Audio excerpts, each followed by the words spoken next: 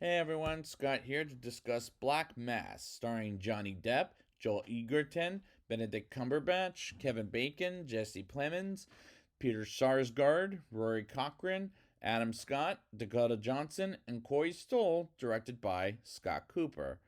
Now, I remember going to theaters for this thing. Was I impressed with it? Well, let's get into it, shall we?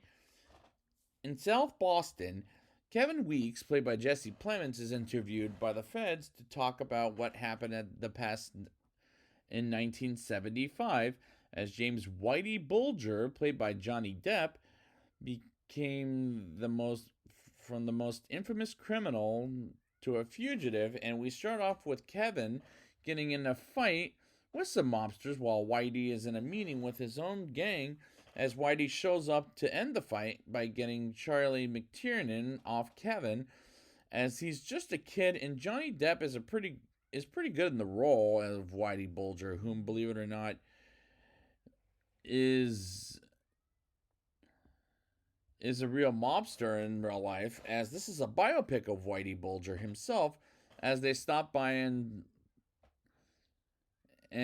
Lake, and he and Kevin beat the living shit out of Charlie, as becomes a crook like Whitey himself, as he's in the car with Whitey.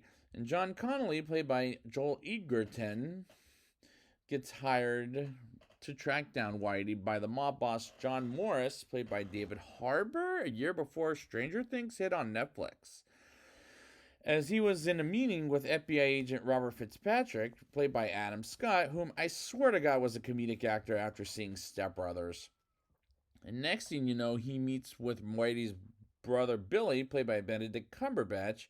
And while the acting is good, unfortunately, Benedict Cumberbatch is miscast as Whitey Bulger's brother, as the other actors can do Boston accents, but Cumberbatch cannot pull a Boston accent off at all. And that was disappointing. And this beginning is all over the place that I just can't follow at all. Whitey visits the mother who has a cat and play a poker together while Billy is there. And honestly, every single scene Benedict Cumberbatch is in is complete poisonous, as his performance is the worst. But everyone does fine, but the performance in the movie has to go to Johnny Depp, which is good, but everybody else is fine at best. As I get the impression John is Whitey's right off the fucking bat. From the first scene together, as John works for the FBI, while Whitey is a professional mobster, Whitey comes home and sees Lindy Sear, played by Dakota Johnson, with her son, who punches the bully while other people see it, and he says to do when nobody watches. And Dakota Johnson, in my opinion, is the second worst thing about the movie, because after 50 Shades of Grey, she is attractive, but I don't think she's that great of an actress. Tommy acts like a prick, with not only a cop who pulled Whitey over to deliver a message, but acts like all tough guy with Whitey, and Whitey goes off like a mobster by killing the bastard. And I feel the movie going absolutely nowhere except cussing quite a fucking bit every single 2 minutes. But that's how the mob goes in general. But it's unnecessary, as this movie is like another movie I've seen called Sabotage with Arnold Schwarzenegger, where they cuss like every 2 fucking minutes. And that drove me nuts. And it drove me nuts here. Whitey calls John to help out with the FBI with permission from FBI agent Charles McGuire, played by Kevin Bacon, as he thinks about it and remind me, other than Whitey Bulger's life, what's the point of this movie is my problem from the get-go. We see Whitey barely doing push-ups as he tells someone he made an alliance with the feds, and the movie is poorly made, and director Scott Cooper does a fine job with the accents, but not telling a Whitey Bulger story, as there were times the movie will go fiction, which makes sense in some ways, while Whitey gets a call from the hospital saying Lindsay's son is getting worse as he's sick. And they were married and had a son together, and she says she'll pull the plug on her own child as he's dying. And Whitey calls her cold, and honestly, I thought Whitey was the cold one, as the real life guy was, but pulling the plug on her own kid while getting sick, which is a terrible choice in 1981. Whitey makes a hell of a lot of money from different businesses, while in the mob and fucks with the FBI. Charlie is thinking about pulling the plug on working with Whitey, as John shows Charlie and the FBI a photo of the mobsters fucking with Whitey's gang, while some new headquarters of the FBI getting hired, and I don't quite get what is going on in this movie, is pretty goddamn dry.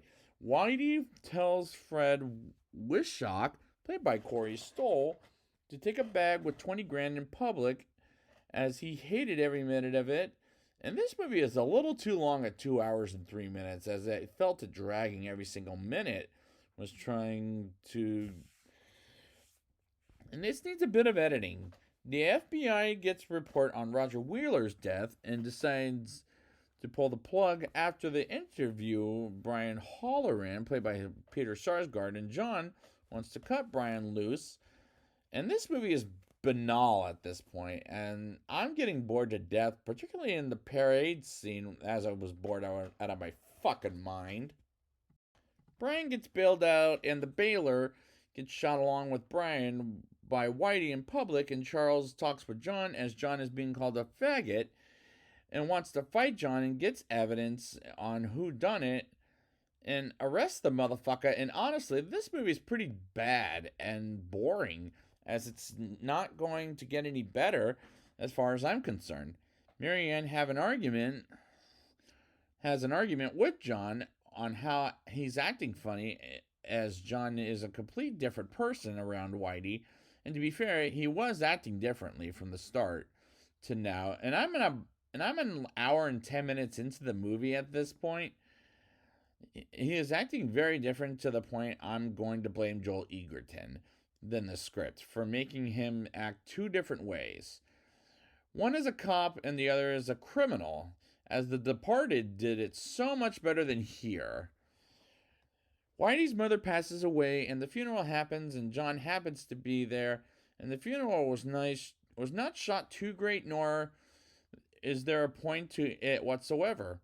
Whitey tells Stevie that his prostitute girlfriend Deborah has to move to a nice, quiet, comfortable spot, as he asks what she said to the cops, and she says nothing, and it makes Whitey happy, to the point they go to the nice, quiet, comfortable place Whitey talked about, which happens to be his mother's house, and literally killed Deborah while choking her life out, as it looks to Stevie, and that was bad. A bad choice, I'll say, because we already know Whitey is choking Deborah to death, but the camera moving to Stevie was not a good choice, as there were times that director Scott Cooper didn't make the best choices, as there were times, oh wait, I already said that, to shoot at some spots and moving the camera in different spots and the movie, and that was the same problem I've had in M. Night Shyamalan's Old. And it's the same problem I'm having here. Whitey sits down with John Morris, aka David Harbour's character, is having dinner with Whitey and John, the Joel Egerton character, and make a funny joke. And David Harbour talk business with Marianne, coming in and embarrasses Joel Egerton at the dinner table while Whitey talks with her and scares the living shit out of her. And I would be too if I were fucking with Whitey at this point. So I'll give the movie this. It does a good job at making the audience afraid of Whitey Bulger as the mobster we know as from the history of mobsters.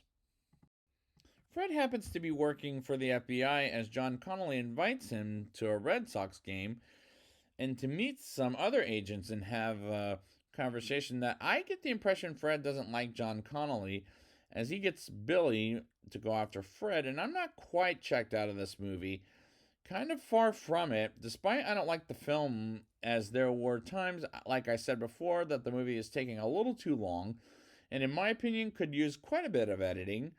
Something happened with the DEA and one of Whitey's mom men, as John asks Agent Fitzpatrick to talk with the DEA and denies it as the DEA is getting closer to capturing Whitey.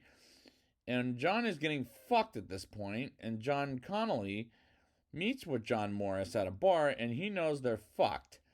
As the mob working for the FBI to an end, and John Morris knows it, and this movie is leaving me cold right off the bat.